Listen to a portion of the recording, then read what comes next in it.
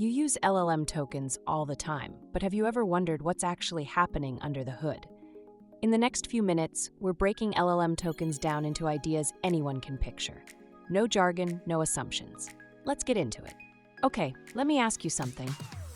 You know how a postman delivers your letter, right? He doesn't sit down and read the whole thing in one shot. He scans it, line by line, piece by piece, just to understand where it needs to go.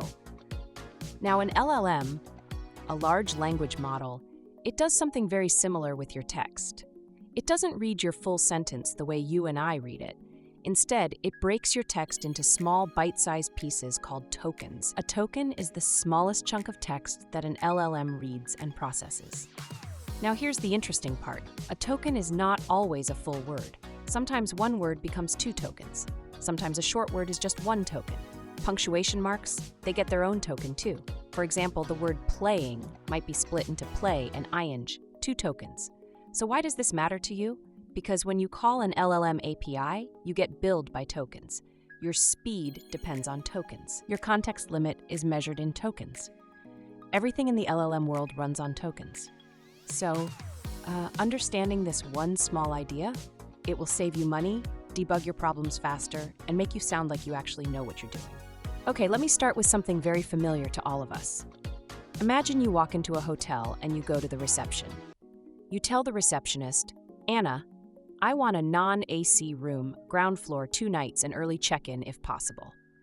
Now, every single word you just spoke, that whole request, that is your input to the receptionist.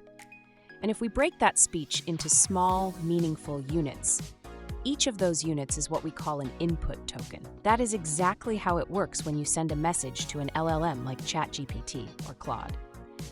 Whatever you type, your question, your instructions, some background context you paste in, all of that becomes the input. And the model breaks it down into small chunks called tokens. Each word, sometimes each part of a word, becomes one token. Now, why does this matter? Because the model reads and processes every single input token before it even starts replying. More input tokens means more processing, more cost, more time. So when you are building something with an LLM, knowing what goes into your input and keeping it tight is actually a real skill. That is where input tokens start becoming important to you as a developer. Okay, so imagine our receptionist at the office front desk. A customer came in, gave them a letter. We already talked about that. Those were the input tokens. Now the customer is waiting for a reply. So the receptionist sits down, picks up a pen, and starts writing a response letter.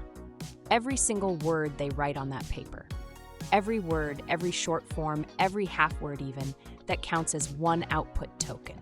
If they write a short reply, just 2 lines, fewer output tokens. If they go on and on, filling up the whole page, that's a lot of output tokens. Simple, right? Now, when you're talking to an AI model, ChatGPT, Claude, whatever, every word or word piece the model generates back to you is an output token. The model is writing that reply letter in real time, token by token. And here's why this matters for you as a developer. Output tokens usually cost more than input tokens in most APIs. So if your AI is giving long, rambling answers when a short one would do, you're burning money. Knowing this helps you design smarter prompts that get tight, useful replies. Okay, imagine you walk into a meeting room and there's a whiteboard. Big whiteboard, but it's not infinite, right? It has a fixed size. Now you write your question on that whiteboard. It takes up maybe half the space. The model reads your question and starts writing the answer.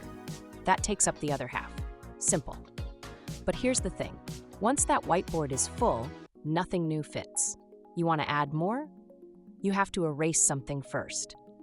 That's exactly how a context window works. The context window is the maximum number of tokens, input plus output combined, that a model can handle in one go.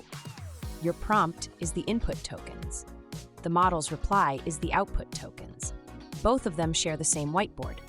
So if your context window is 8,000 tokens and your prompt uses 6,000, the model only has 2,000 tokens left to give you an answer. That's it. This is why, when you're building real applications, you can't just keep sending huge prompts and expecting long answers. You have to think about both sides of that whiteboard together. Here is a real problem you will hit. You are building something with GPT 4.1, you send a big prompt, and suddenly the API throws an error, Or your bill is way higher than expected. Why? Because you did not track how many tokens you were sending. GPT 4.1 has a 1 million token context window. That is massive. Honestly, one of the biggest available right now. But massive does not mean free. Every token you send and receive costs money, so you need to measure before you send. That is where TikToken comes in. It is OpenAI's own Python library for counting tokens before you even make the API call.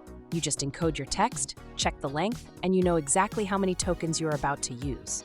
Simple. Now you can do smart things, like warn the user if input is too large, or log tokens per request to watch your costs. This is not optional when you are building real products. Token awareness is what separates a hobby project from something you can actually ship. And that's it. You now understand the core ideas, not just the buzzwords. If this clicked for you, follow HiredByBasics for more explainers like this one. See you in the next video.